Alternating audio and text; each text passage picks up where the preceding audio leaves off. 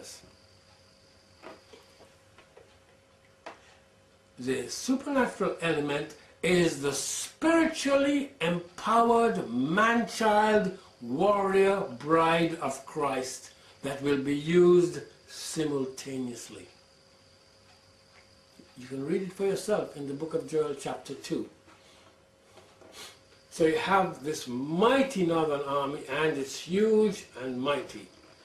But there will be some things it cannot do. And they will be assisted by the man-child warrior bride of Christ. How about that?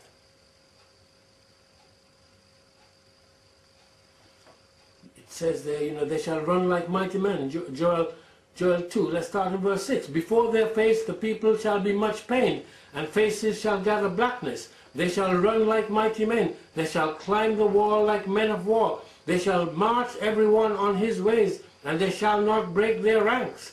Neither shall one thrust another. They shall walk every one in his path. And when they fall upon the sword, they shall not be wounded.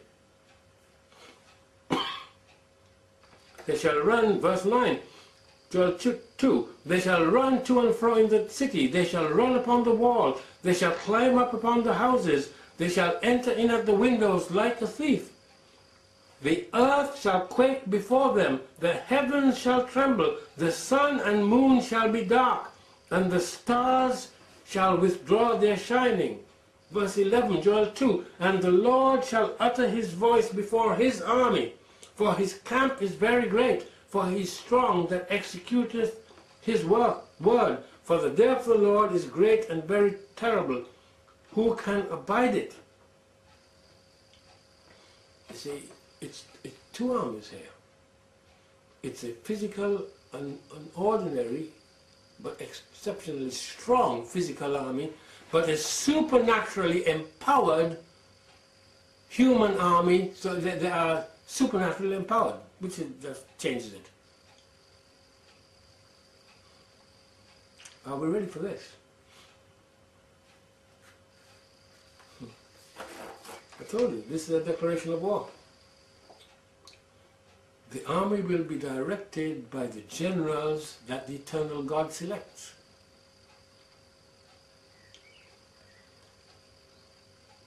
And he will personally direct the generals and the army. I told you, he said in Jeremiah, was it 21:5? Yes, and I myself will fight against you. That is how he's going to fight against. This isn't good news, is it? Let's get real. This is bad news with a capital B. It will be what's in the hearts of the people that will decide their fate. What's inside here? It will not be the Talmud, the Torah, or how much Bible knowledge you have, or any such thing. It is what's in your heart. And when God prompts you to do something, will you actually do it? Not pretend to do it. That's what's going to make the difference. You've got a choice. The people I'm speaking to, they know who they are. They've got a choice. All over the world, they know who they are.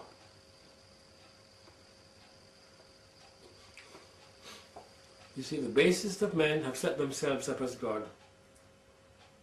The worship, the work of their minds, and of their hands. They worship it as God. For these people, the outlook is very bleak and even disastrous.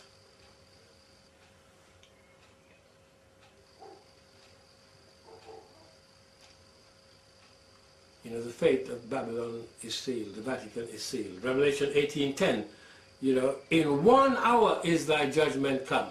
That's what it says. Revelation 18:17, for in 1 hour so great riches has come to naught. You got riches? All the scriptures tell us you're going to throw them away.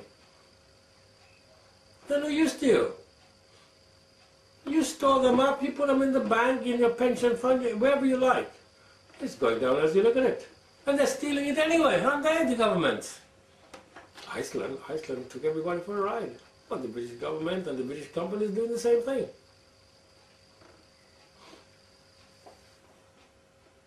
You know, I do not believe that you will find a single report anywhere on planet Earth which points a direct finger of blame to the Vatican for the latest Gaza ship atrocity. You won't find one. They're a mystery.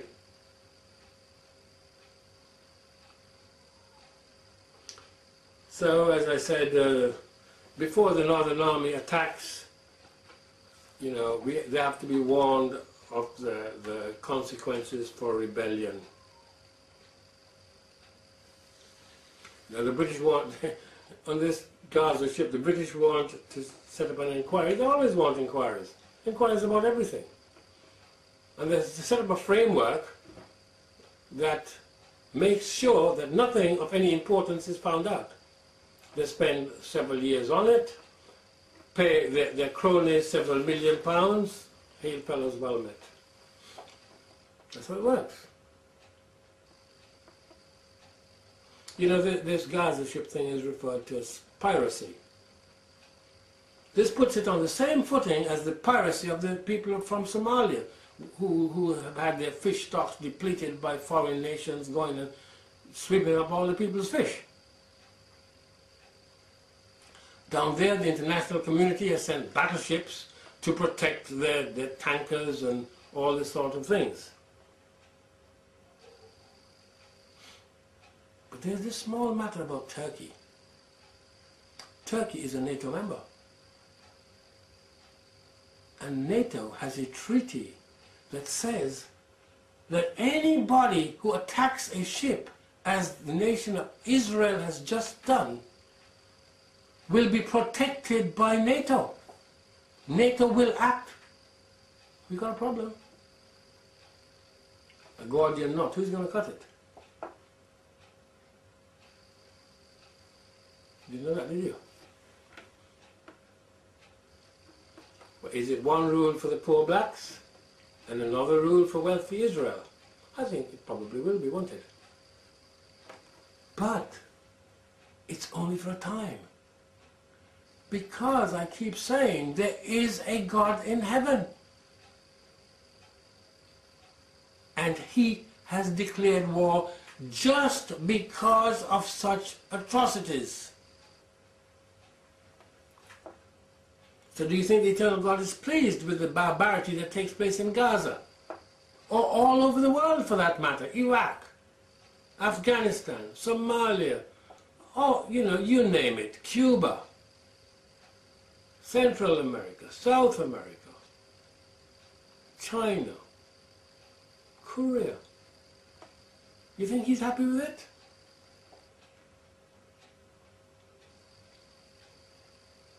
The answer is no. He's not happy with it. And that is why he's declared war. You know, we take people captive, we abduct them, and then call them terrorists. When we invade a country, everybody else is a terrorist. They are subhuman.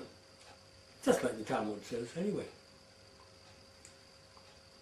But Exodus 21:16 says, "And he that stealeth a man and selleth him, or if he be found in his hand, he shall surely be put to death." It says, if you take somebody and they find you with that person, you are worthy of death.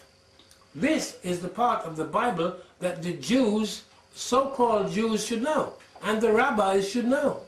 They can twist and squirm as much as they like. They said, you take somebody, the Americans need to read this as well, the British, all of them. You steal somebody, you abduct a child, you put it in your underground cities, you control, manipulate, abuse them beyond belief. It says here, you deserve death.